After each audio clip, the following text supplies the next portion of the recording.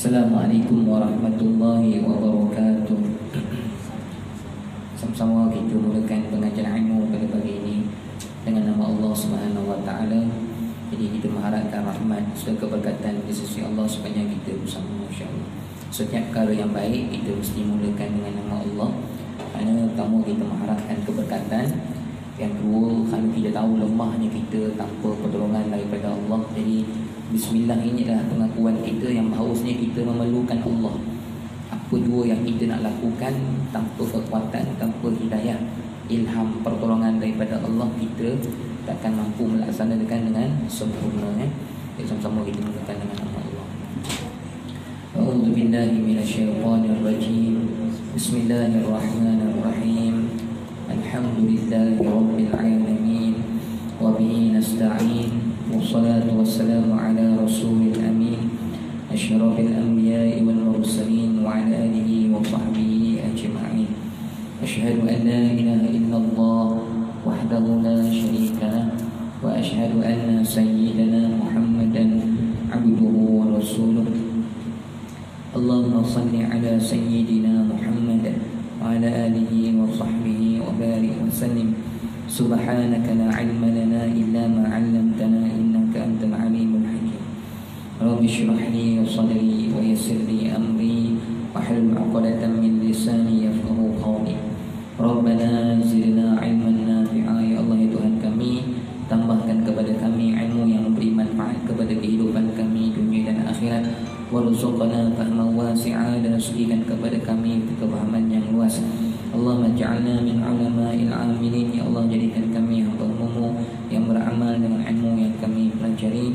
Allahumma ja'alna minal mukhlasin, jadikan kami hamba-Mu yang ikhlas menuntut ilmu kerana-Mu ya Allah, kerana untuk mencari keredaan dan untuk dekat kepada-Mu ya Allah.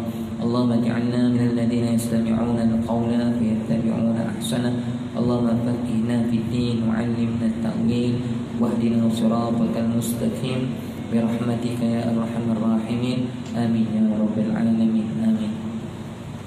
Wala haula wala quwwata illa billahil aliyyil azim. Amma ba'd. Alhamdulillah, pertama sekali mari sama-sama kita bersyukur kehadrat Allah Subhanahu wa taala, kerana pada hakikatnya kita kena yakin tiada sesuatu pun yang berlaku di alam ni dengan kebetulan, ya. Tiada sesuatu pun yang berlaku di alam pada hari ini tanpa pentadbiran dan kehendak Allah. Jadi kita kena yakin setiap sesuatu yang kita pandang ini, sama ada yang berlaku pada diri kita, pada makhluk, pada alam, apa sahaja, semuanya tidak sedikit pun terlepas daripada pentadbiran dan kehendak Allah sejak azalian. Bukan baru nak jadi pada hari ini, bahkan pertemuan kita ini sudah pun dalam qada dan qadar Allah. Maka sebab itulah kita sebagai hamba ini sentiasa dituntut oleh Allah untuk sentiasa bersyukur. Sentiasa bersyukur, yakni dengan memandang kepada Allah, anugerah taufik hidayah rahmat ni lah kita dapat bersama-sama pada pagi ini. Alhamdulillah. Jadi sebenarnya syukur ni bukan untuk Allah, tuan-tuan ya. Syukur ni adalah untuk diri kita sendiri. Allah tuntut kita syukur dan ganjaran syukur itu dapat kepada kita. Maka rugilah orang yang tak nak bersyukur kepada Allah. Sebab itulah kata Nabi SAW, ajaban li amril mu'minin, aku sangat rasa ajaib dengan keadaan urusan orang beriman. Nabi kata ajaib orang beriman ni, hairan maksudnya, sangat teruja Nabi SAW. Kenapa? Kerana in asabahul khair syakara, bila mana dia dapat kebaikan, dia sentiasa memandang Allah dan bersyukur kepada Allah. Maka ni perihal orang beriman. Orang yang tak bersyukur kepada Allah ni perangai syaitan. Dapat satu kebaikan, dia tak nampak Allah, nampak diri dia sendiri. Dia kata akulah yang datang ni, kekuatan akulah, kehebatan akulah. Itu perangai syaitan. Syaitan ni dia suka sebut aku. Sebab tu dalam pengajian kita nak menuju kepada Allah ni, kita kena buang perkataan aku dalam diri kita. Kita kena letak Allah.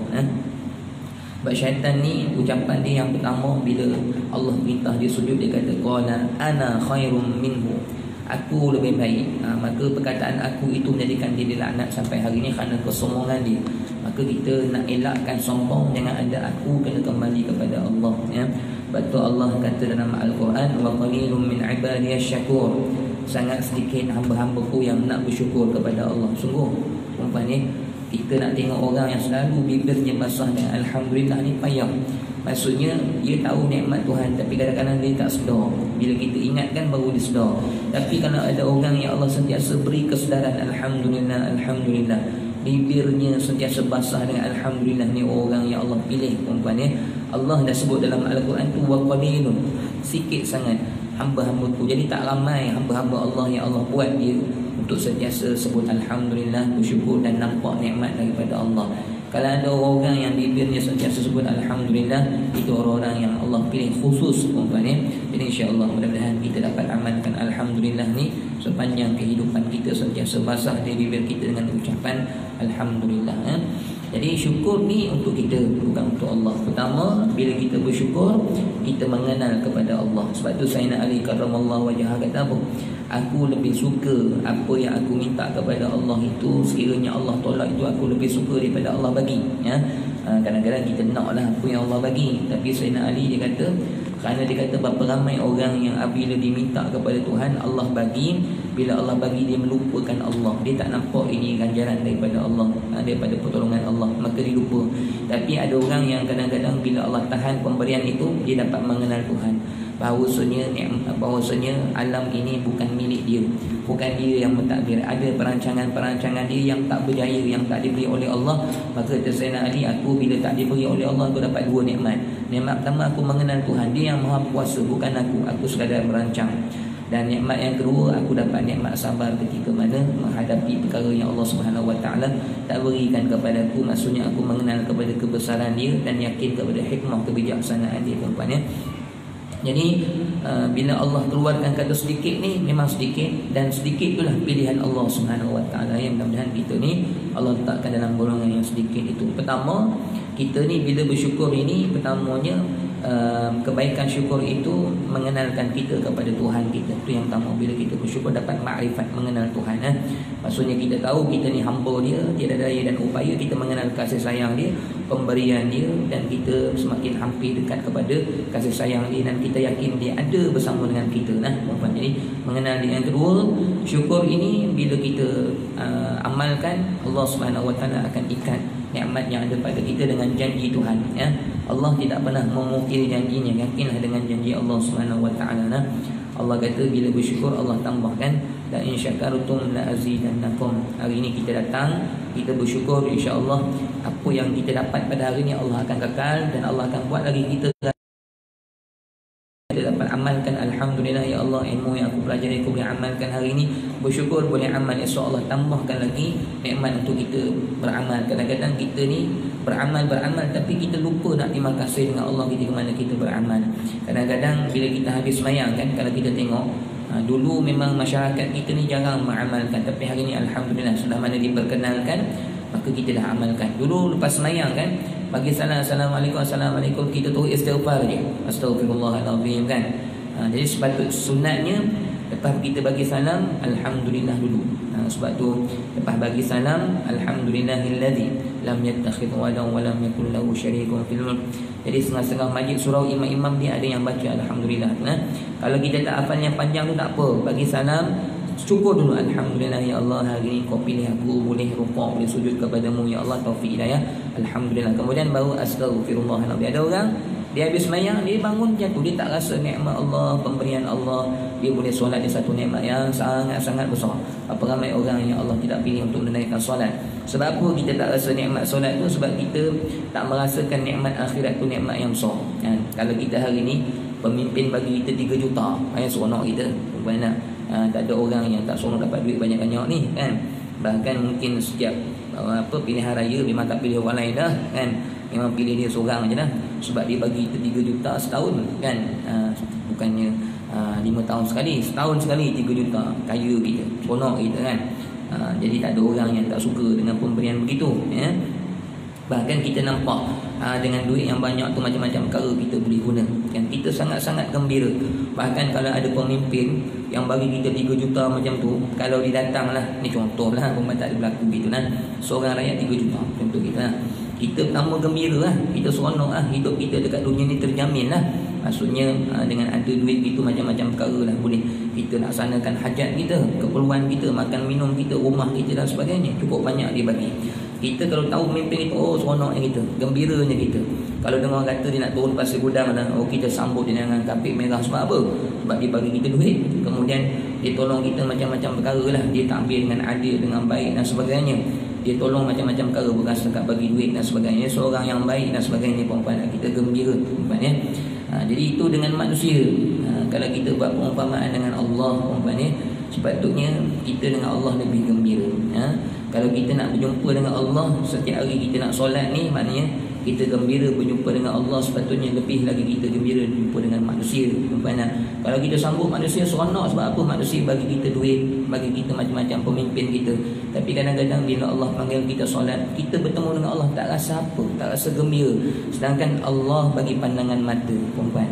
Pemimpin bagi kita pandangan mata tak? Allah bagi kita kehidupan, Allah bagi kita jantung hati, Allah bagi kita buah pinggang. Banyak benda Allah bagi. Tapi bila kita bertemu dengan Allah, sebut nama Allah, Allah kosong je.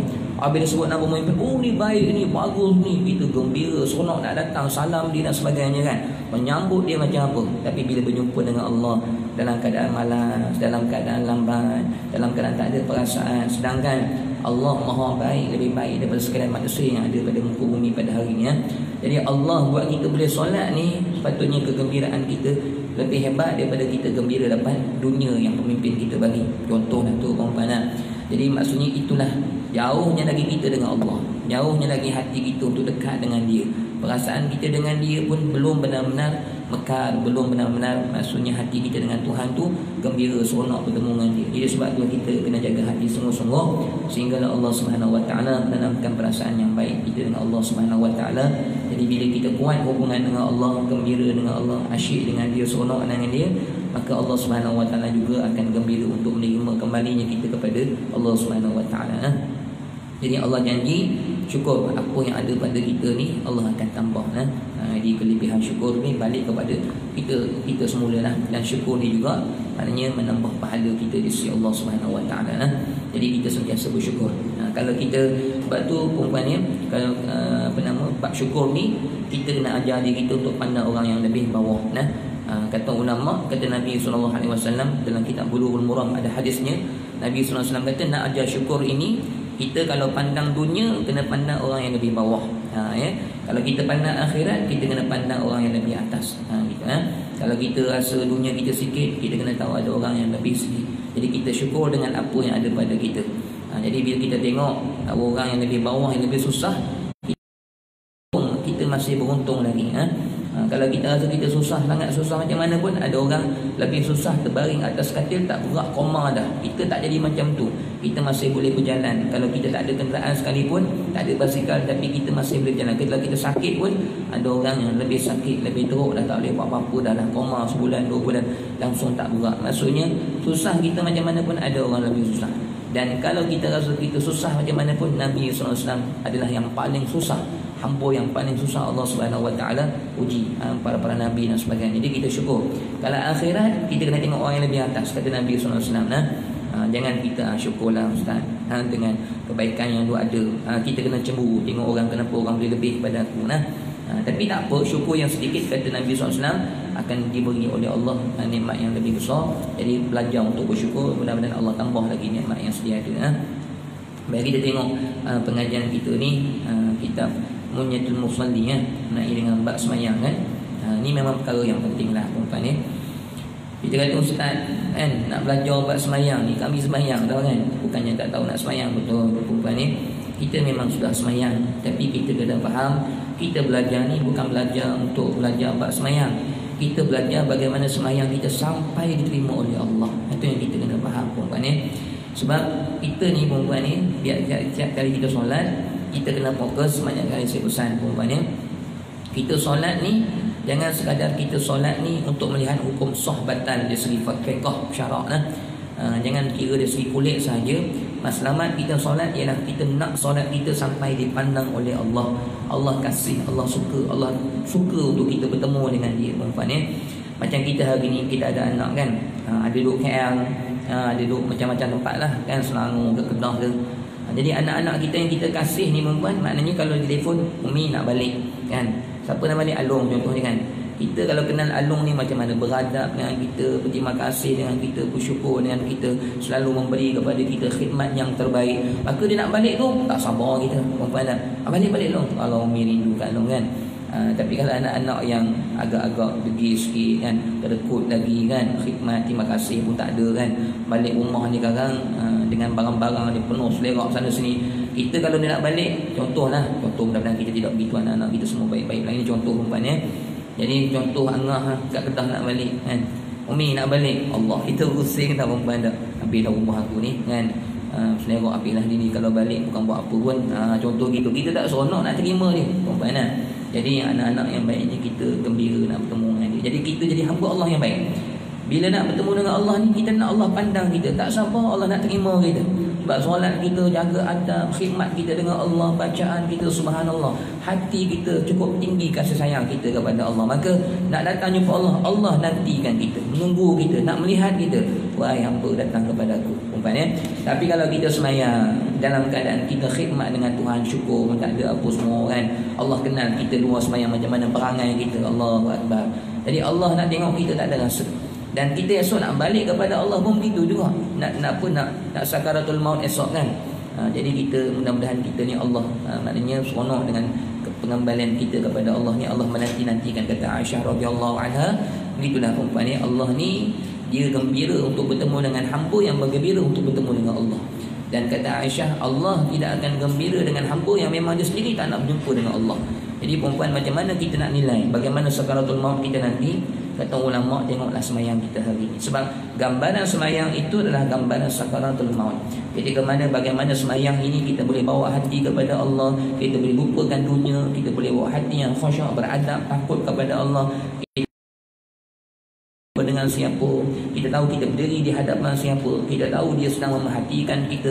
Sungguh-sungguh kita rasa pertemuan dengan Allah. Sebab itulah kata Nabi SAW, as-salatu mi'rajul mu'minin, semayang ini pertemuan khusus, perjumpaan di antara mi'raj ni. Sekarang bulan Isra wal Mi'raj kan, maksudnya naiknya kita, mi'raj ni naik, bukan naik berjumpa dengan Allah, kata Nabi SAW ya. Jadi kalau solat itu sudah ada hatinya, sudah takutnya, maksudnya nak mati esok, nak mati tu insya-Allah, maknanya Allah Subhanahu Wa Taala akan buat kita begitu juga. Kita boleh lupakan dunia, boleh ingat Allah dalam sakaratul maut dan sebagainya. Sebab pertemuan dengan Allah dalam solat ni pertemuan kecil. Esok sakaratul maut itu pertemuan yang besar, yang hakiki. Gambaran solat kita ni gambaran dunia kita pada hari ni. Kalau dunia kita banyak dosa, banyak kelalaian, kita tak akan mampu solat dengan baik. Sebab apa yang ada dalam hati kita, dia akan keluar dalam solat. Tu yang solat ingat macam-macam tu. Hilang itu ingat, hilang ini ingat, kerja tu tak siap ingat, habis solat lupa juga benda-benda gitu. Sebab gambaran dunia dia akan masuk dalam solat. Dan kalau solat ni tak betul, tak dapat nak jaga dengan baik, maksud dunia kita kena berbetulkan. Dan kalau kita mati esok, begitulah juga gambarannya sama, dia akan datang ya. Jadi sebab tu nak dapat sakaratul maut yang baik, kena dapatkan solat-solat yang baik. Seperti mana kita berjumpa dengan Allah ni dengan adab yang baik, maka nanti nak mati nanti pun itulah gambarannya akan datang kepada kita. Seperti mana Allah permudahkan kita solat, maka permudahkan juga sakaratul maut kita bersama dengan Allah. Dan sebab tu solat ni perkara yang sangat penting untuk kita jaga baik-baik. Kita bukan kira nak belajar, tapi kita nak baiki hati kita ketika mana kita berjumpa dengan Allah. Solat ni kalau maknanya solat ni betul, Allah redha, Allah kasih, yakinlah perempuan hidup kita semua akan baik insya-Allah. Dia berpusat daripada solat, sebab tu maknanya solat ini kata ulama adalah penentu kepada kehidupan kita dunia akhirat. Maksudnya hubungan yang paling khusus adalah hubungan solat. Sebab tu dalam banyak-banyak amal ibadah, hanya solat saja ibadah yang wajib, yang tidak boleh ditinggalkan walau bagaimana keadaan sekalipun, kecuali berupa uzur je lah, lain keadaan tak ada. Dan solat adalah satu ibadah yang khusus, yang Allah sendiri menyampaikan kepada Nabi SAW tanpa ada perantaraan Jibril. Hanya satu ibadah saja. Ini penting solat. Jadi kita akan tengok nanti keadaan-keadaan solat ni, kedudukan dia dan penghayatan yang perlu kita bawa dalam ibadah kita. Jadi solat ni ihfazillah yahfazka. Kalau kamu jaga Allah ni dalam solat ni, jaga sungguh-sungguh, Allah akan jaga kamu di luar solat. Jadi kita jaga Allah, Allah akan jaga kita. Hidup kita akan mudah insya-Allah. Sebab tu nombor satu kehidupan kita apa-apa pun solat. Banyak kerja pun nombor satu solat. Dahulukan solat, kerja kita akan ditolong oleh Allah. Jadi seterusnya dia sambung ni muka 2 wa ala alihi, betul tak situ? Wa ala alihi. Jadi seterusnya sambungan ya daripada kata-kata Syekh Daud Qatani. Syekh Daud Qatani ni perempuan sedikit lah saya nak sebut. Dia mengaji dia punya jangkaan masa dia mengaji 42 tahun. Dia mengaji di Patani 5 tahun. Kemudian dia pergi ke Aceh 2 tahun lebih kurang. Kemudian dia sambung ke Mekah 30 tahun. Kemudian dia sambung ke Madinah 5 tahun. Lebih kurang 40 tahun lah sepanjang pengajian dia. Dan Syekh Daud Qatani ni dia mengarang lebih daripada 300 buah kitab. Banyaklah kitab yang dia karang. Ni karangan kitab di antaranya Munyatul Musalli, dan seorang wali-wali Allah lah Syekh Daud Qatani ni. Dan dia tak kahwin. Syekh Daud Qatani tak kahwin. Sebab sibuk dia dengan agama ni kan. Sampai Bismillah. Ada agaknya speaker orang speaker. Jadi Syekh Daud Qatani ni gitulah. Hebatnya dia Hari ni berapa perempuan ada orang yang tak nak mengaji kitab Munyatul Musalli ni. Dia kata kitab Munyatul Musalli ni banyak salah dan sebagainya. Jadi maksudnya pengarang kitab kita ni bukan orang biasa yang kita mudah nak kata dia salah dan sebagainya. Jadi hebat kitab Munyatul Musalli ni, banyak keberkatannya. Jadi insya-Allah kita belajar kitab ni berubah solat kita, semakin hebat hubungan kita dengan Allah. Jadi kata Syekh Daud Qatani wa ala alihi wa ashabihi. Atafnah daripada selawat dan salam tadi. Selawat dan salam ke atas junjungan besar Nabi Muhammad dan ke atas sekalian ahli keluarganya. Selawat dan salam itu bukan hanya untuk Nabi sahaja, bahkan ahli keluarga Nabi wa ashabihi dan sahabat-sahabatnya. Sebab tu kalau kita selawat Allahumma shalli ala sayyidina Muhammad wa ala alihi wa ashabihi wa barik wa sallim. Jadi wa ashabihi jadi wa itratihi tahirin, dan kepada pengikut-pengikut Nabi yang suci bersih. Siapa tu? Kita dah perempuan insya-Allah. Betul ulama kata siapa-siapa yang hari ni beramal seperti mana beramalnya Nabi, hidup seperti mana hidupnya Nabi, maka sekalian selawat orang Islam akan sampai kepada kita juga. Sebab kita ni maksudnya mengikut Nabi ni termasuk dalam ahli keluarga. Jadi beruntunglah orang yang mengamalkan Islam bersungguh-sungguh ni, mengamalkan sunnah Nabi sungguh-sungguh, menghidupkan kehidupan ni dengan kehidupan Nabi. Sekalian selawat orang Islam ni, Allahumma salli ala sayyidina Muhammad wa ala alihi wa ashabihi ajma'in, itu termasuklah dia orang beriman. Yang kita semua umat Nabi termasuk dalam selawat tersebut. Kita selawat pun kita dapat pahala, dan orang yang beriman pun dapat pahala dengan sebab selawat kita sampai hari ni. Sebab orang yang mengikut Nabi disebut sebagai ahli keluarga Nabi juga, dan esok di akhirat kelak akan bangkit juga, akan bangkit bersama dengan Nabi. Perempuan kita sangat takut, sangat takut di akhirat kelak. Ada satu hadis yang na'udzubillah min dzalik, mudah-mudahan kita tidak termasuk na'udzubillah takut kita perempuan Ada satu hadis Nabi SAW, Nabi menceritakan bagaimana esok di akhirat kelak di Telaga Kausar. Nabi dah berada di Telaga Kausar, dan Telaga Kausar ni hanya ada pada Nabi SAW, tidak ada pada Nabi-Nabi yang lain. Dan sebelum Telaga Kausar ni adalah keadaan dia sebelum berada di mizan.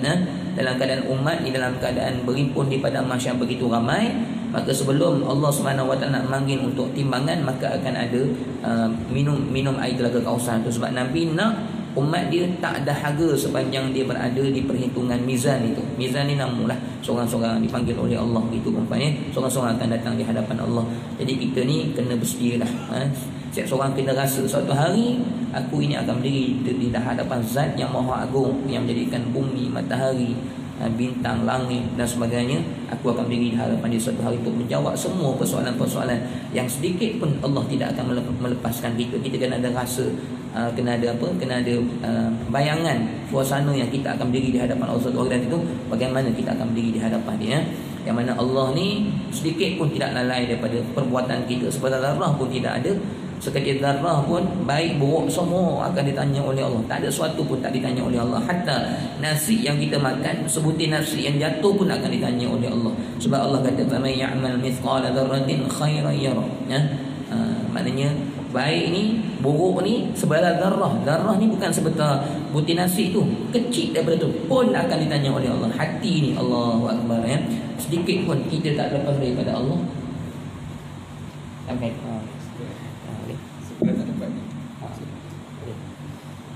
buat sangat dekat ni. Oh, dia pasang.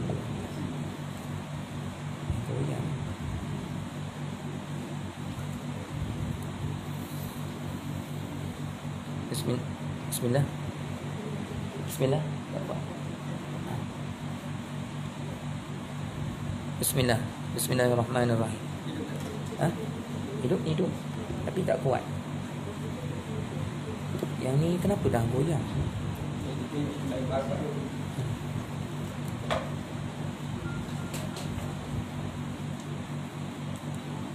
Tes. Bismillahirrahmanirrahim. Tak ada. Bismillah. Tak menjadi ni. Bangun ni. Boleh try dulu. Nanti dah ada berbentuk. Try dulu. Bismillah. Tak ada.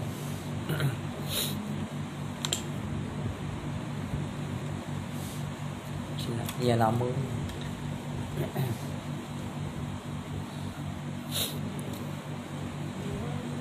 Ha? Ya? Ha? Tak merah, yang merah. Yang merah. Dia lambang meter dekat bawah ni. Kalau habis dia ada indikator dia. Oh, pakai tangan. Oh, minta hidup nanti lah. Oh, okey. Bismillah.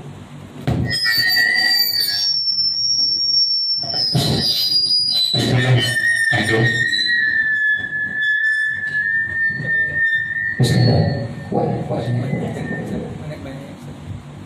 Bismillah.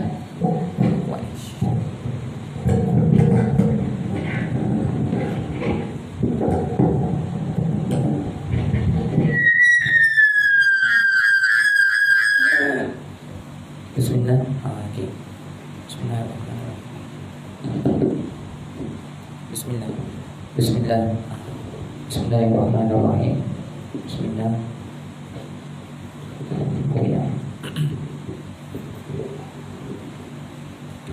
Okay, baik, pembahasan kita sambung balik insya-Allah. Jadi maknanya Nabi ni akan memberi syafaat antaranya Telaga Kausar tu sebelum pertemuan dengan mizan. Jadi yang kita takut tu Nabi sebut dalam hadis mengenai dengan bagaimana umat Nabi semua datang dah masa tu. Dan ketika tu mana sahabat tanya, ya Rasulullah, bagaimana kamu kenal umat kamu? Jadi Nabi SAW mengatakan, aku akan kenal umat aku seperti mana seekor kuda yang hitam yang banyak di khalayak ramai ni ramai. Kemudian ada di kalangan kuda-kuda hitam ni yang kakinya putih, tangannya putih, mukanya putih, bulu dia. Maka aku akan kenal umat aku, begitulah keadaannya. Kata Nabi, umat aku esok ada kesan-kesan cahaya wuduk pada tangan dia, pada muka dia dan sebagainya, perempuan ya. Baik, yang kita takut ni apa? Maksudnya Nabi sebut di akhirat kelak beratur dah orang nak minum air Telaga Kausar Nabi ni, beratur dah perempuan ya. Dan memang ada kesan tangan tu bercahaya, kaki memang ada. Sebab tu mereka boleh beratur panjang. Tetapi malangnya ditahan oleh malaikat-malaikat yang menjaga ketika itu ya. Jadi bila malaikat halang, Nabi kata, wahai malaikat, jangan halang itu umat aku. Kata malaikat apa? Wahai Nabi SAW, mereka ini adalah umat-umat kamu yang tidak menghayati kehidupan sunnah yang kamu bawa. Kata malaikat, anta la tadri, hadis tu sambungan dia ingat tak? Kata malaikat, wahai Nabi, kamu tidak tahu ma ahdatsa ba'da. Itulah maknanya apa yang berlaku selepas daripada kematian kamu, kamu tak tahu. Ini umat-umat kamu ini, mereka melakukan perkara yang bersalahan dengan kehidupan kamu, meninggalkan sunnah kamu. Walaupun mereka solat, tapi solat mereka itu sekadar ibadah kepada Allah, tapi perkara kehidupan mereka yang lain, mereka hidup dengan cara orang yang kafir, Yahudi dan sebagainya. Mereka tidak hidup dengan cara yang kamu ajar, wahai Nabi SAW. Maka Nabi perempuan, bila dengar malaikat cakap begitu, berubah muka Nabi, marah Nabi. Sebab Nabi ni perempuan bukan senang dia nak bawa agama ni. Nak bawa agama ni, darah Nabi habis mengalir di muka bumi. Ada 3 cara yang Nabi nak bawa agama. Cinta Nabi SAW ceritalah, pengorbanan Nabi SAW ceritalah. Nabi bukan miskin, Nabi sangat-sangat kaya, tetapi habis harta benda Nabi untuk umat, untuk Islam. Perempuan Siti Khadijah tu, separuh harta kekayaan Mekah tu dalam milik dia, tapi nak tolong agama, habis Siti Khadijah tak ada harta, habis untuk Nabi SAW di pulau dan sebagainya. Maksudnya Nabi ni pengorbanan dia sangat-sangat hebat untuk umat, perempuan Dan Siti Khadijah, iman dia cukup hebat sehingga Allah menyampaikan salam kepada Siti Khadijah ini. Ada cerita oleh Ustaz Salam tadi kan, maknanya sehingga kan dia sanggup kata kepada Nabi, wahai Rasulullah, kalau kamu tak ada duit, ambillah tulang-tulang aku ni, juallah, kalau itu ada nilainya untuk tolong agama Allah. Subhanallah, ini hebatnya Siti Khadijah, perempuan Jadi Nabi ni banyak harta, banyak pengorbanan dia kepada umat, dan dia nak menyampaikan agama ni dengan darahnya mengalir, kasutnya penuh dengan darah ni, pecah giginya, pecah keningnya dan sebagainya, nak sampaikan Islam kepada kita pada hari ini. Kasih sayang Nabi, kalau bukan kerana cinta Nabi takkan sampai. Dan kedua adalah kerana air mata Nabi, air mata Nabi bercucuran, ingat pada umat, doa pada umat dan sebagainya, perempuan Tapi hari ini begitulah umat Nabi SAW. Alangkah duka ceritanya kalau Nabi berdiri diri pada kita di hari ini. Tengok kehidupan umat, Allahu Akbar. Jadi semua tanggungjawab kita semua untuk bawa umat Nabi SAW ini menghayati ataupun mengingati pengorbanan Nabi. Yang kedua adalah air mata Nabi, menangis Nabi sentiasa ingat pada umat. Dalam sembahyang Nabi menangis. Yang ketiga ialah keringat Nabi. Ini tiga cahaya menjadi bukti kepada cinta Nabi kepada kita. Jadi di akhirat kelak dengan Nabi berkorban begitu hebat nak sampaikan agama, tiba-tiba malaikat tahan. Ini orang yang semayang betul, ada cahaya wuduk dan sebagainya, sebab Nabi kena ni umat aku. Tapi kamu tak tahu, la tadrima ahdatha ba'da. Mereka buat apa lepas mana kematian kamu? Mereka tinggalkan Quran, mereka tak baca Quran, mereka tinggalkan sunnah kamu, malu nak amalkan sunnah kamu, mereka tolak ajaran kamu tak sesuai di akhir zaman dan sebagainya. Maka akhirnya mereka ni dihalau. Nabi berubah muka, Nabi kata sah, pergi kamu semua, pergi kamu Allah. Kalau sudah tidak ada syafaat Nabi SAW, dapat syafaat daripada saya lagi, habislah. Na'udzubillah min dzalik. Jadi selawat ni adalah untuk orang yang beriman, yang menghayati kehidupan Nabi, yang cintakan Nabi, yang mengagungkan ajaran Nabi. Maka setiap kali selawat wa'itratihil tahirin, maksudnya termasuklah golongan-golongan orang-orang yang bersih, yakni orang yang mengamalkan sunnah Nabi SAW. Jadi kita, maknanya kehidupan kita mestilah kita jadikan kehidupan kita seperti mana kehidupan Nabi, insya-Allah. Dan Allah beri kekuatan kepada kita dapat amalkan sunnah. Alhamdulillah ya Allah, mudah-mudahan dengan alhamdulillah ni kau tambah lagi, tambah lagi, gitu dan seterusnya. Dan sahabat dan segala ikutannya daripada anak buahnya yang suci, mereka itu akan rahmat. Suci mereka itu akan rahmat dan salamnya yang berkekalan keduanya hingga hari kiamat. Jadi salatan wa salaman daimain ila yaumil qiyamah. Selawat dan salam kepada Nabi, kepada sahabat Nabi, kepada ahli keluarga Nabi, dan kepada orang-orang yang mengikuti Nabi sampailah kepada hari kiamat, insya-Allah. Jadi memang antara jalan untuk kita mendapat syafaat Nabi SAW ni, antara jalannya ialah kita selawat 10 kali pagi, 10 kali petang. Selawat Allahumma salli ala sayyidina Muhammad wa ala alihi wasallam.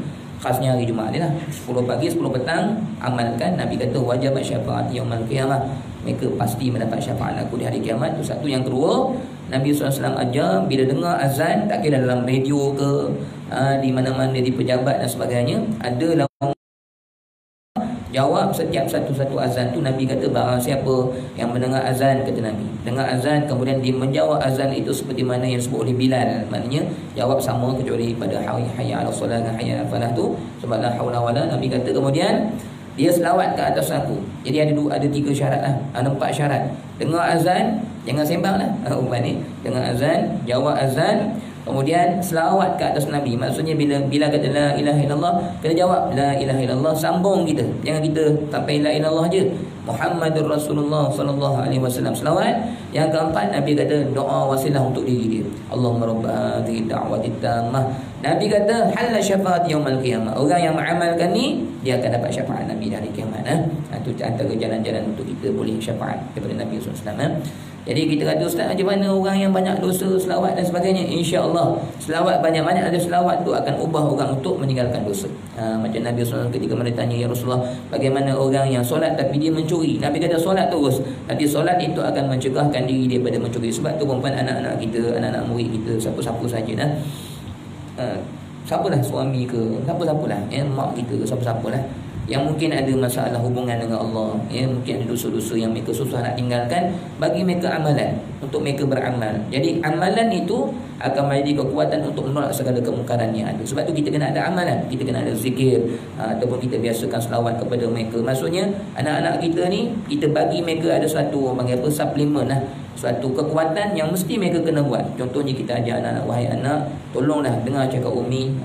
Maksudnya selawat kepada Nabi ni, tolong jangan tinggalkan. Setiap hari 10 kali pagi, 10 kali petang. InsyaAllah macam mana keadaan kehidupan dia akan diubah dengan keberkatan selawat. Jadi kena selawat, solat dengan tinggalkan. Jadi kena ada suplemen-suplemen yang membantu mereka untuk mencegah mereka daripada kemungkaran. Jadi kalau kemungkaran yang ada ni banyak kan, hari ni zaman sosial, selawat pun tak ada, semayang pun tak macam mana, Quran tak baca. Jadi nak tolak dengan apa?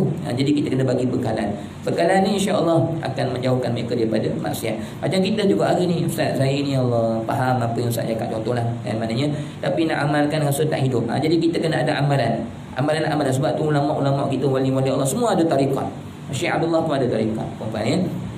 Tarikat yang paling mudah ialah Allah, zikir Allah 24 jam. jalankan dengan la ilaha illallah tu, sentiasa jalankan. Ada zikir khusus yang Syekh bagi tu, ada lepas subuh tu ada juga puan-puan ya. Ada pada saya, insya-Allah saya akan panjang-panjangkanlah zikir tu untuk kita amal. Dia ada kekuatan tersendiri untuk menjadikan kehidupan kita semakin bersih daripada perkara-perkara. Dia Syekh kata, kalau kita tak ada amalan ni, maksudnya tak ada penolong, tak ada benda nak tolak perkara-perkara yang tak betul ni. Jadi kena adalah amalan-amalan selawat dan sebagainya. Dan antaranya yang boleh kita amalkan juga, ya Allah ma'ajirna minan nar tu, subuh dengan maghrib jangan kita tinggalkan Allahumma ajirna minan 7 kali. Kalau imam tak baca, kita mesti baca, wajibkan diri untuk baca. Kalau hari itu kita terlewat macam mana pun, dalam perjalanan kita pagi tu mesti kena baca Allahumma ajirna minan 7 kali dan lepas maghrib 7 kali. Nabi kata barang siapa yang meninggal dunia pada belah pagi dengan sebab dia membaca Allahumma ajirna minan 7 kali, meninggal pada siang hari, dia akan diselamatkan oleh Allah daripada azab neraka. Dia Allahumma ajirna ni ada 7. Maksudnya pintu neraka 7. Mohon kepada Allah yang setiap satu Allahumma ajirna minan nar ni, Allah tutup satu pintu sampai 7 kali. Tutup semua pintu neraka untuk kita, insya-Allah. Puan-puan ya. Malam kalau baca, Nabi kata akan terhindar daripada azab api neraka kalau mati pada sebelah malam hari. Jadi ini semua amalan-amalan yang perlu kita amalkan sebagai pembenteng. Macam mana ustaz? Takkan Allahumma ajirna minan nar saja boleh menyelamatkan orang daripada api neraka? Dia dengan berkat doa tu, Allah akan ubah kehidupan jauh daripada api neraka. Jadi kita kena amal lah, kekuatan amal tu. Macam gitulah kecil manis ni kan. Contohlah orang yang kecil manis ni gula banyak dalam badan dia. Gula, tapi bila kita makan ubat tu jadi pencair ataupun dia proses bagi jadi betul balik. Macam kehidupan kita banyak dosa, tapi bila kita baca doa Allahumma ajirna ni, dia akan menolak perkara itu, menjadikan hidup kita semakin murni, semakin baik. Jadi kita kena ada alat-alat untuk jadikan kehidupan kita ni semakin dibantu oleh Allah. Semayang tak cukup. Semayang ni wajib. Quran jangan tinggalkan dan sebagainya. Wajibkan diri kita, susun jadual kita. Kita paling tidak sehari semuka mesti kena baca. Kena susun begitu. Mesti ada ketetapan yang untuk jaga diri kita dengan Allah ni kena ada. Sebab tu ulama dulu dia memang ada amalan-amalan khas dia. Dia memang buat setiap hari, dia mesti amalkan. Gitu kan. Terusnya wa ba'du ni maksudnya apa? Dan selepas daripada itu. Selepas daripada itu tu maksudnya selepas daripada selawat ya. Selepas daripada alhamdulillah di atas sana ya, sebelum tu ada alhamdulillah dan sebagainya itu. Semua apa-apa yang disebut di atas sana, daripada semua yang aku sebut di atas tadi, kata Syekh Daud Al-Battani ni ikut pengajian pondok macam ni lah perempuan ni. Bila pengajian pondok dia akan sebut satu persatu macam tu lah. Wa ba'du, dan selepas daripada itu, selepas daripada apa? Selepas daripada selawat, selepas daripada alhamdulillah, selepas daripada memuji Allah dan sebagainya tadi, fa'lamu, baru nak mula. Ni baru mula masuk mukadimah. Jadi kata Syekh Daud Al-Battani apa? Fa'lamu, hendaklah kamu semua kena tahu. I'lam. Jadi ketahui ni, maksud ketahui di sini ni bukan sekadar hendaklah kamu tahu, kita pun ambil tahu dah. Fa'lamu ni kamu kena tahu sungguh-sungguh. Ni perkara penting ni. Itu maksud dia perempuan ni. Dalam Al-Quran, perempuan, dalam Al-Quran ada juga perkara-perkara begini, tapi Allah tak kata fa'lamu. Allah kata apa? Ya ayyuhalladzina amanu. Dalam Quran disebut lain. Jadi perempuan, dalam Al-Quran, perempuan tengok ayat ni, kalau ada ya ayyuhalladzina amanu dengan ya ayyuhan nas, itu adalah suruhan Allah. Bila kita baca tu, kita kena rasa seolah-olah Allah sedang panggil kita. Kita kena jawab, ya ayyuhalladzina amanu anfiqu mimma razaqnakum. Wahai orang-orang yang beriman, kita jawab, ya Allah. Kita kena rasa Allah sedang sebut benda tu pada kita. Anfiqu, hendaklah kamu sedekahkan apa yang daripada kamu. Jadi tu seruan panggilan Allah. Bukan Allah sekadar aku nak khabar ni, bukan sekadar nak khabar. Allah nak bagi tahu kita sungguh-sungguh dan kita kena buat. Begitu macam kalau dalam kitab ni kata fa'lamu, hendaklah kamu wahai orang-orang yang menuntut kepada kebaikan solat yang bagus ini, kamu kena tahu. Begitu nah. Ya ma'asyiral muslimin, wahai sekalian masyarakat orang Islam. Ma'asyar ni maksudnya, ma'asyar ni himpunan ya. Jamak daripada ma'asyar lah, ma'asyir. Ya ma'asyiral muslimin, ketahuilah oleh kamu hai segala orang-orang yang Islam. Ketahui dengan sebenar-benar ketahui ya. Fa'lamu tu ketahui dengan sebenar-benar pengetahuan. Waffaqanallahu wa iyyakum. Ni Syekh Daud Al-Battani nak ajar kita bersyukur. Kata Syekh Daud Al-Battani, waffaqanallahu, wahai sekalian orang beriman, kamu kena tahu ya, hakikatnya Allah Subhanahu wa taala dialah yang telah memberi faham kepada kamu, memberi faham akan kami dan kamu. Waffaqanallahu wa iyyakum. Waffaqana maksudnya Allah telah memberi faham kepada kami, wa iyyakum dan kepada kamu. Maksudnya hari ni kita boleh hadir mari kuliah ya. Kita boleh faham tentang agama ni semua pilihan daripada Allah. Jangan kita rasa lebih kita daripada orang lain, nanti jadi syaitan ya. Amal kita banyak macam mana sekalipun kena kembali kepada Allah. Kita tahu kita asalnya kosong, dan apa yang ada pada cawan kita, ada pada hati kita itu semua limpahan rahmat kasih sayang Allah Subhanahu Wa Taala kepada kita, dan kita kena rasa seronok bersyukur perempuan. Jangan seronok dapat dunia je. Dapat handbag daripada suami seronok. Dapat solat tak rasa apa, dapat zikir tak rasa apa. Contoh gitulah perempuan ya. Jadi Allah pesan kepada kita dalam Al-Quran itu, qul bi fadlillahi wa bi rahmatihi fa bidzalika falyafrahu. Allah kata, katakanlah wahai Muhammad, walaupun ayat itu Nabi Muhammad tapi untuk semua umat, hendaklah dengan sebab kelebihan dan rahmat Allah yang Allah pilih kamu, fa bidzalika falyafrahu, hendaklah kamu rasa gembira. Perempuan, Allah suruh kita gembira kan. Kita nampak kurniaan Allah kena rasa gembira. Perempuan tak rasa gembira macam mana? Kita fikir kalau hari ni Allah buat kita lahir dalam keadaan mak ayah yang tidak kafir, bagaimana kita? Rasa gembira kita, beruntung tak kita? Allahu Akbar, syukurnya sebab Allah pilih kita ada dalam golongan orang Islam hari ni. Kalau kita tak ada Islam, buat baik macam mana pun tak dipandang oleh Allah. Allahu Akbar ya. Ini semua kebijaksanaan Allah, keadilan Allah. Wallahu Subhanahu Wa Taala alam. Yang penting Allah nak ajar kita mengenal kuasa dia, kebesaran dia, pilihan dia. Jangan sombong, semua ini adalah nikmat daripada Allah. Syukur banyak-banyak kepada Allah. Jadi kena rasa seronok, Allah pilih kita, gembira sebab Allah sayang kita, Allah rahmat kita, Allah pilih kita. Allah besarnya nikmat ni perempuan ya. Nikmat berjumpa, bertemu dengan Allah, rasa boleh solat, boleh dekat diri kepada Allah, boleh belajar ilmu-ilmu untuk semakin hati kita rasa seronok dengan Tuhan ya. Nikmat ni nikmat yang sangat besar sebab dibawa kepada sampai hari kiamat. Nikmat dapat bersama dengan Allah ni tak setanding dengan nikmat dunia yang ada pada hari ni. Tak setanding sebab dunia ni akan hancur semua. Nikmat pada solat, dengan sebab solat ni kita dapat syurga. Pembahanan. Dengan sebab kita berzikir dan sebagainya, kita akan dapat balasan-balasan. Ini nikmat yang sangat besar. Berapa ramai orang Islam kat luar sana ya Allah tak beri kekuatan untuk solat pun. Berapa ramai orang Islam kat luar sana ya Allah tak beri kekuatan pun untuk beramal. Seperti mana Ustaz Salam bagi tahu malam tadi, cukup cantik. Bila kita ni boleh beramal, perempuan tak, kita dapat 3 nikmat yang besar daripada Allah. Nikmat boleh beramal. Satu, Allah buat kita rasa nak beramal. Nak tu satu nikmat. Apa ramai orang yang tengok pergi masjid, pergi balik, tak ada rasa nak dia. Nak tu nikmat tu sebenarnya.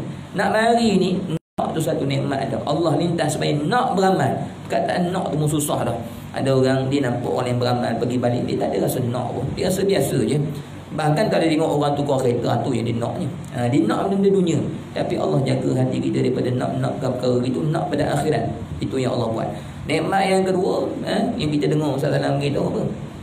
Bila kita ni dapat melakukan nikmat yang kedua ialah Allah permudahkan kita boleh melakukan nikmat. Ada kekuatan, quwwah lil amal. Ada kekuatan, ada orang nak dah tapi tak ada kekuatan pula kan. Nak tahajud, tak tahajud juga dia kan. Susah mana. Ni Allah tak beri kekuatan. Nak bangun dan buka mata, lebuh mana. Lagi subuh tak pergi kan. Jadi tak dapat nak bangun. Di kita ni ada rasa nak, Allah bagi kekuatan, boleh tahajud. Ini nikmat daripada Allah. Jangan kita rasa hebat aku boleh tahajud ni, sombong. Habis rugi kan perempuan. Jadi kena pandang Allah Subhanahu Wa Taala. Dan nikmat yang ketiga, maknanya bila kita boleh buat ketaatan ni, Allah sudah beri kita nikmat menghalang daripada penghalang-penghalang kepada ketaatan. Allah ambil penghalang-penghalang tu. Ni kita nak bangun tahajud, baru nak bangun anak menangis. Dah ada penghalang, payah juga kan.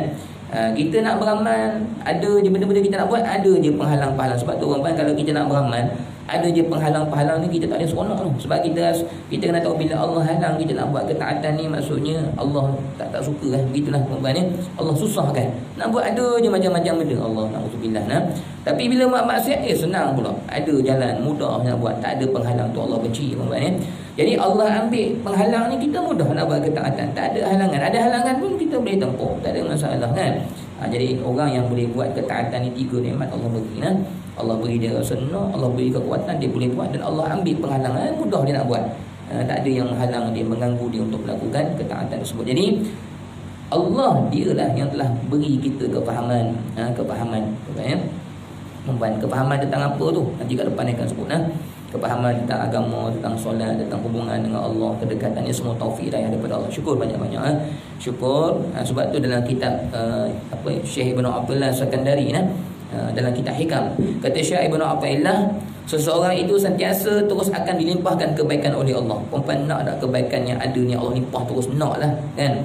Kata Syekh Abdul Ta'ala, selagi mana orang itu akan terus dilimpahkan kebaikan oleh Allah, terus diberi, selagi mana dia tidak melakukan kejahatan atas diri dia. Maka apa yang dimaksud dengan kejahatan itu? Kata ulama, bila bahas kata-kata Syekh Ibn Athaillah itu, selama mana dia tidak sombong dengan amal dan tidak memandang diri. Itu maksud dia. Selama mana dia bersyukur, kebaikan Allah akan terus datang. Allah ni tak suka kita ambil nikmat dia, kemudian kita bangga dengan kekuatan yang apa yang ada Allah beri kita tak nampak. Allah tak suka. Sebab Allah ni dia cukup pantang kita ambil pakaian dia. Allah kata kesombongan, maksudnya mengaku aku, kebesaran tu aku punya. Allah kata jangan kamu pakai selendang aku. Kalau kamu pakai selendang aku akan jauhkan kamu daripada rahmat aku dan kemurkaan aku. Jadi jangan pakai selendang takabur, selendang apa pengakuan diri dan sebagainya. Allah tak suka. Jadi Allah kata itu aku punya. Aku tak apalah, aku maha besar, aku maha agung, tak apalah. Memang Allah Subhanahu Wa Taala milik mutlak dia. Dia yang mengawal alam. Kita jangan. Kita ada kebaikan, semua kembali pada Allah, syukur kepada Allah. Selama mana kita boleh pandang dia, syukur dengan dia, dia akan tambah dan nikmat akan terus mengalir. Kita nak begitulah. Jadi kita pegang kepada ayat Quran itu. Allah mengatakan ma asabaka min hasanatin faminallah. Apa yang baik pada kamu kan daripada Allah. Jangan mengaku daripada kamu lah. Dan kalau yang buruk itu daripada kamu. Dosa kita, kelemahan kita. Macam mana boleh jadi buruk?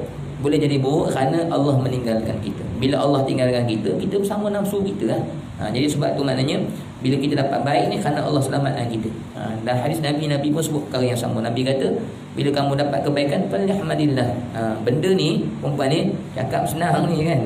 Cakap mengajar ni senang, tapi dapat nikmat nanti tengok hujan tu datang. Kita ingat ke Tuhan ke ataupun kita lupa ke dia. Sebab tu benda ni kena tarbiyah, kena ajar, kena fokus. Maknanya kena set otak, fokus nak biasakan perkara tu. Kalau kita dengar kuliah ni kan, keluar, hilang kan ubat ni.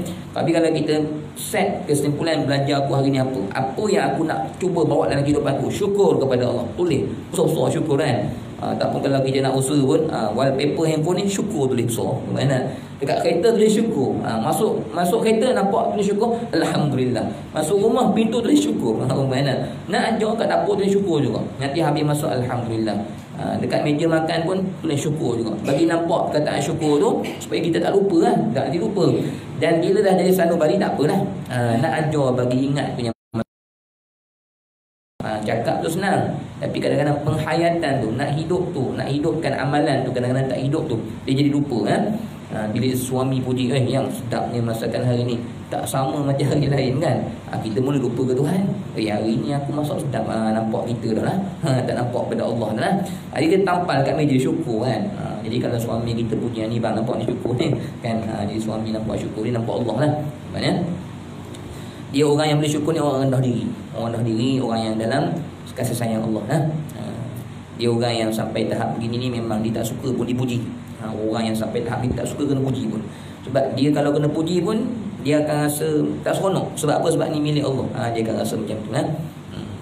Jadi telah memberi faham akan kami dan akan kamu Allah Subhanahu Wa Taala, dan mengilhamkan kami dan kamu cerdik. Ini semua kerja Allah. Allah ilhamkan kita faham, cerdik ni dalam kuliah ni. Siapa yang bagi kita semua ilmu ni? Allah.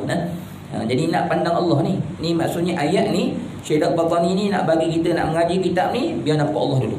Jangan awal-awal mengaji kitab ni dah rasa kita yang mengaji, kita yang pandai, kita yang datang. Semua taufik milik daripada Allah. Tapi kita usaha.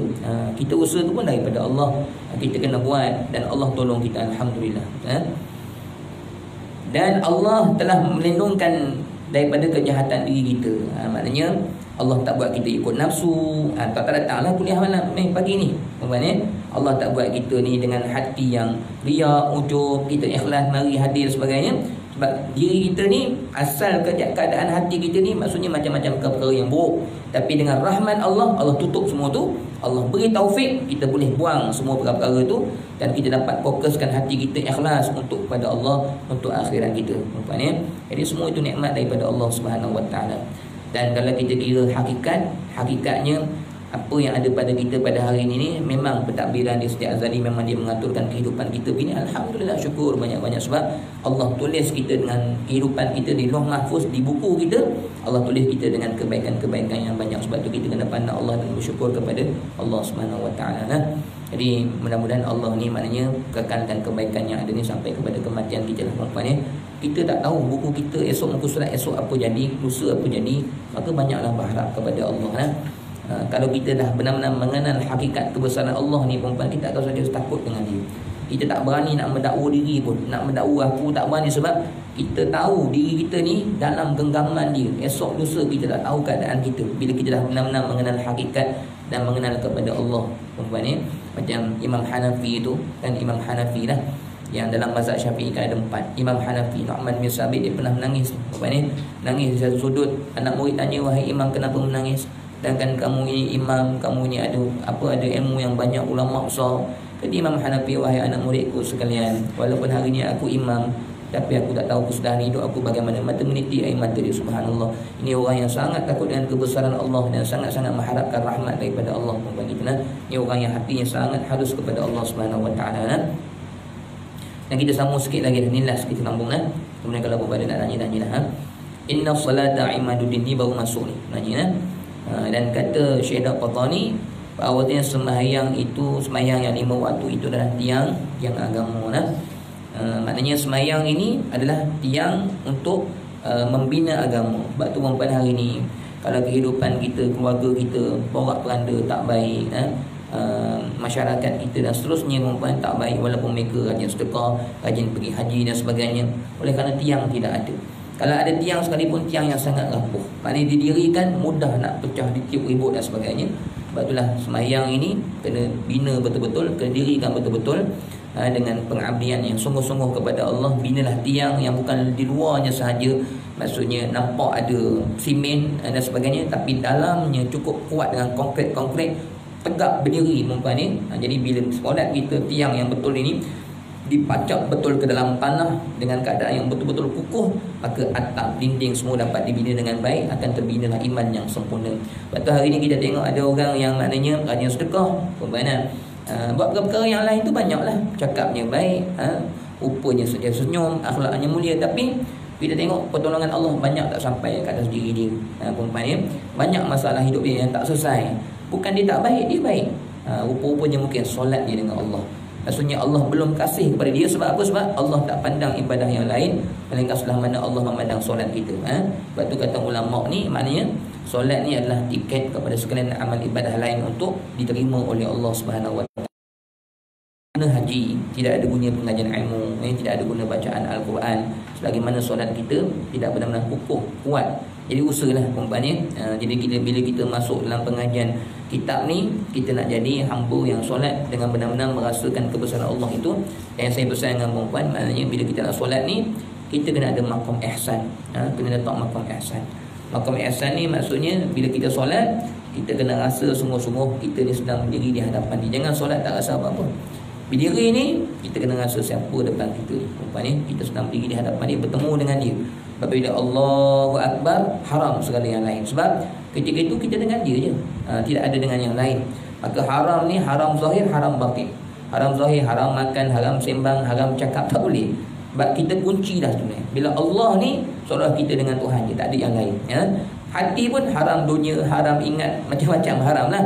Jangan ada apa-apa, yang ada hanya Allah. Beri tumpuan khas kepada Allah Subhanahu Wa Taala. Barulah solat itu solat yang benar-benar membina iman kita, menambahkan kedekatan, menambahkan kebersihan jiwa, menambahkan redha dan kasih sayang Allah.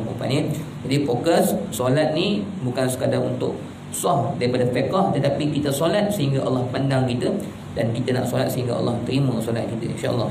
Jadi mudah-mudahan Allah Subhanahu Wa Taala sentiasa memandang solat kita dan Allah sentiasa menerima solat kita. Sekadar adalah perempuan ni, kita berhentilah, nanti nak syarah tu panjang. Jadi inna salata imaduddin tu. Jadi saya yakin perempuan semua dah dapat perkara begini dan teruskan saja. Alhamdulillah, syukur kepada Allah. Tak kira lah sunat ke, wajib ke, tahajud ke, hajat ke, witir ke, nilai solat kita sama je. Ada orang wajibnya dengan baik, sunatnya kelang kabut, tak jadi, tak boleh. Jadi nak dapat solat yang baik ni, bacaan tak boleh laju, kena slow-slow, bismillahirrahmanirrahim gitu lah. Jangan baca laju, dan baca dengan penuh penghayatan. Maksudnya bismillah tu hati pun bismillah juga. Itu cara-cara antaranya. Dan solat ni janganlah solat dekat tempat bising kan.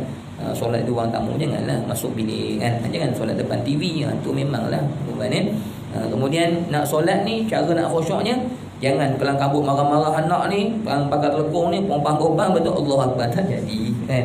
Nanti teringat marah ke anak nak sembahyang kan. Jadi maksudnya jauh daripada orang, masuk bilik. Dan nak solat ni lupakan. Maksudnya nak azan tu standby dah 10 minit istighfar dah. Hati tu fokus kepada Allah dah. Tu cara-caranya antaranya. Jadi jangan tengah-tengah kelang kabut gitu gini tu Allah Akbar habislah. Tak ingat kepada Tuhan tu. Jadi standby, duduk dulu, istighfar dulu dalam 3-4 minit tu kata Imam Syafi'i. Yang ketiga, nak sembahyang ni mata tengok bawah je. Tengok bawah jangan tengok tempat lain. Tengok tempat lain pun habis juga jadi mata ni kalau tengok tempat lain dia membaca lah. Dibaca itu, dibaca ni macam-macam benda dibacanya. Nanti solat kita ni kan akan lari. Tapi insya-Allah kita kalau fokus betul-betul nak ubah kehidupan kita, kita nak jadikan solat kita solat yang benar-benar berkualiti bukan solat yang sekadar dibuat saja, tapi kita nak solat yang berkualiti, yang ada isi, yang dipandang oleh Allah. Allah akan ajar kita. Jangan risau, Allah akan beri ilham. Kita niat je, ya Allah aku ni nak solat betul-betul, ya Allah nak khusyuk. Niatlah hati sungguh-sungguh.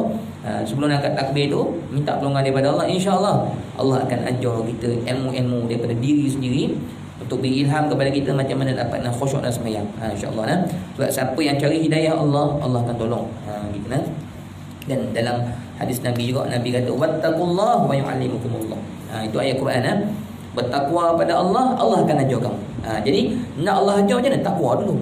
Nak takwa apa? Nak solat khusyuk ni nak takwa lah.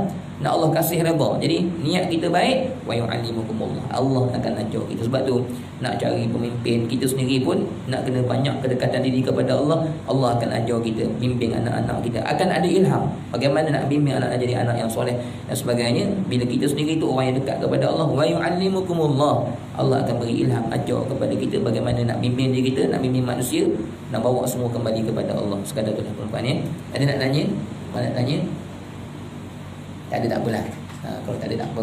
Kalau ada tanya silakan. Saya perempuan paling penting kehidupan kita ni tak ada apa-apalah. Kehidupan kita ni yang paling penting hubungan dengan Allah tu saja. Zikir banyak-banyak, selawat dekat diri pada Allah sungguh-sungguh. Insya-Allah itulah kebahagiaan kita yang sebenar. Yang jaga kita ni Allah, saya tak boleh nak jaga. Insya-Allah kalau kita sentiasa dekat kepada Allah, betul hubungan kita. Sebab tu saya nak sebut juga, maknanya kadang-kadang kita ni perempuan, kehidupan kita ni dalam kita nak melaksanakan ketaatan ni perempuan, kita tak boleh ambil sebahagian tinggal sebahagian. Kalau begitu Allah takkan rahmati kita lagi.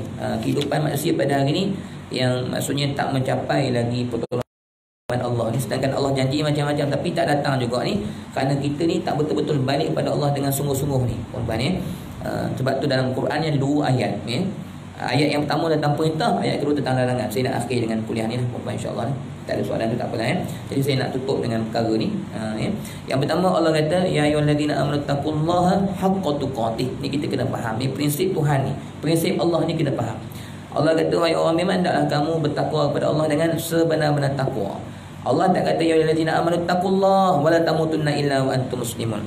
Allah tak kata wahai orang beriman, hendaklah kamu bertakwa dan jangan kamu mati melainkan dalam keadaan Islam. Allah tak kata gitu, tapi Allah tambah ya ayyuhallazina amanu taqullaha haqqa tuqatih. Hendaklah kamu bertakwa kepada Allah dengan sebenar-benar takwa. Maksudnya Allah suruh kita melaksanakan perintah Allah semua.